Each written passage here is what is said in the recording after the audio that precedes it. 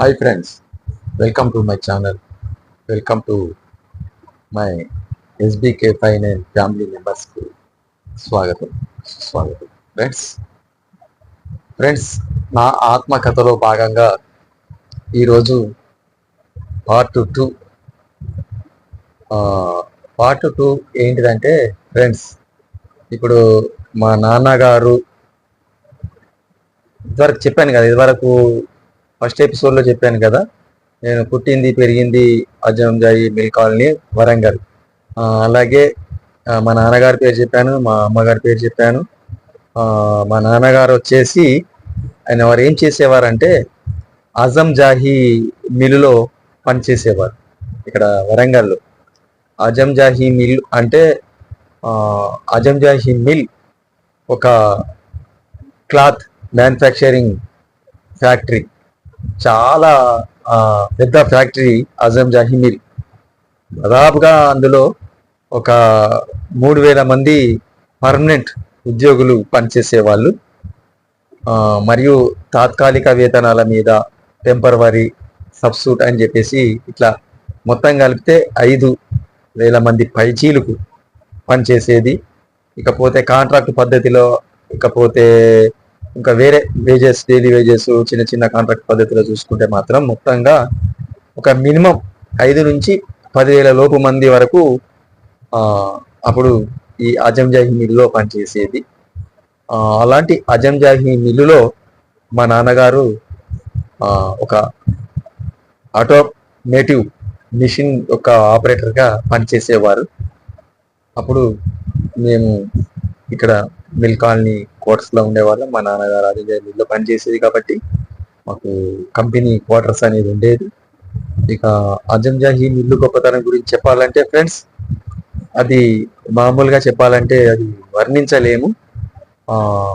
మనిషి ఉదయం లేవగానే, ఇప్పుడైతే సెల్లులు చూస్తున్నాం, లేకపోతే వాచ్లు చూస్తున్నాం, కానీ ఆ రోజులలో మాత్రం ప్రతి ఒక్కరూ ఈ అజం జాహీ మిల్లు సీటుతోనే జీవనం కొనసాగించేవాళ్ళు. మొట్టమొదటిసారి లేవగానే 6 గంటలకు ఒక సీటి, మరియు 7 గంటలకు ఒక సీటి, 7 గంటలకు ఒక సీటి, 7 నిమిషాలకు ఒక సీటి, ఇట్లా 7:15కు ఒక సీటి, ఇట్లా ఇచ్చేది. అంటే టైం అప్పుడు ప్రతి ఒక్కరు కూడా ఈ యొక్క అజం జాహీ మిల్లు సీట్ల మీదనే ఆధారపడి ఉండేది.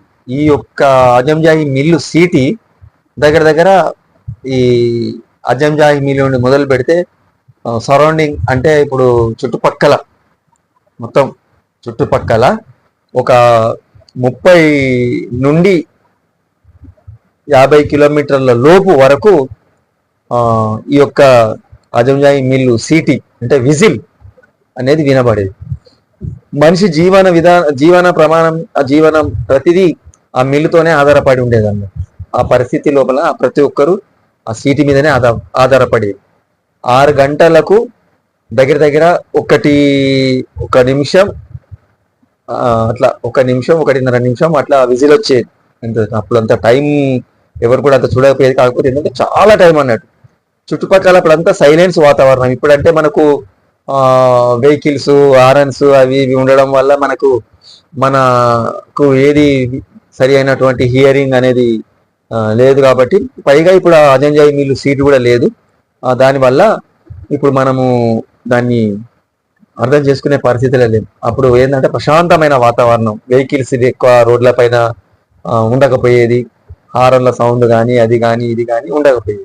దానివల్ల ఏమయ్యేదంటే ఇప్పుడు చుట్టుపక్కల ఉన్న విలేజ్లలో 30 కిలోమీటర్ల పైకి 40 నుంచి 50 కిలోమీటర్ల లోపలికి, 40-50 ఇట్లా మినిమం వాతావరణాన్ని బట్టి సరౌండింగ్ మొత్తం ఇట్లా డిగ్రీస్, రౌండ్ ఆఫ్ డిగ్రీస్ మొత్తం ఈ యొక్క విజిల్ అనేది వినపడేది. అప్పుడు కార్మికులు వాళ్ళు ఈ సీటీ మీద ఆధారపడి సమయానికి మిల్లుకు చేరుకొని వాళ్ళు ఉదయం 6 గంటలు అంటే ఉదయము A shift, B shift, C shift అనేది ఇట్లా ఉండేది. అయితే ఏ షిఫ్ట్ వాళ్ళు ఈ 6 గంటల సీటు నుంచి వెళ్ళి మళ్ళా 5 నిమిషాలు తక్కువ 7:15 ఇట్లా ఇచ్చేది అన్నట్టు, 7:20 ఇట్లా సమయం. ఆ టైం వరకు ఆ లోపలికి వెళ్ళిపోయినాక లాస్ట్ సీట్ ఒకటి అయ్యేది. తర్వాత ఇక గేట్ బంద్ చేసేవాళ్ళు. తర్వాత గేట్ అనేది బంద్ అయ్యేది.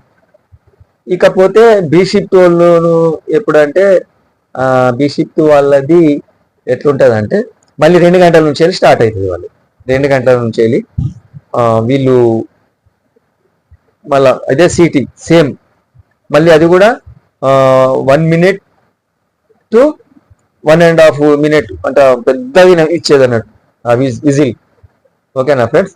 అయితే దాంతో మళ్ళీ బి షిఫ్ట్ వాళ్ళు రెడీ అయ్యేది, ప్రిపేర్ అయ్యేది అన్నట్టు. పోతే ఫ్రెండ్స్ ఇంకొక విషయం ఏంటంటే ఇప్పుడు ఈ బి షిఫ్ట్ది నేను నెక్స్ట్ ఎపిసోడ్లో దాన్ని చెప్తాను. ఎందుకంటే వీడియో ఎక్కువ అయితే మీకు కూడా కొంచెం చూడడానికి ఇబ్బంది అవుతుంది కాబట్టి.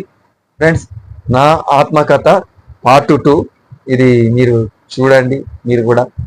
ఎందుకంటే ప్రతి ఒక్క వ్యక్తికి అసలు జీవనం ఏంటిది, జీవితం అనేది ఏంటిది, జీవన ప్రమాణం ఎలా కొనసాగింది అని చెప్పుకోవడానికి ఇప్పుడు నేను నా ఛానల్ ద్వారా మీ ముందుకు వస్తున్నాను. కాబట్టి ఫ్రెండ్స్, నా ఛానల్ సబ్స్క్రైబ్ చేయండి, షేర్ చేయండి, లైక్ చేయండి.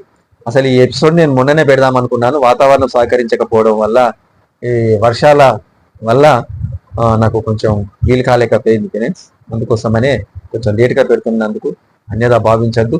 తప్పకుండా మాత్రం లైక్ కొట్టండి ఫ్రెండ్స్, కొట్టించండి మీరు కూడా. అజంజాయి మిల్లు స్టోరీ పూర్తిగా నేను మీకు పూర్తిగా వివరిస్తాను. తప్పకుండా మీరు నా ఛానల్కి సబ్స్క్రైబ్ చేయండి, షేర్ చేయండి, లైక్ చేయండి, కామెంట్ చేయండి.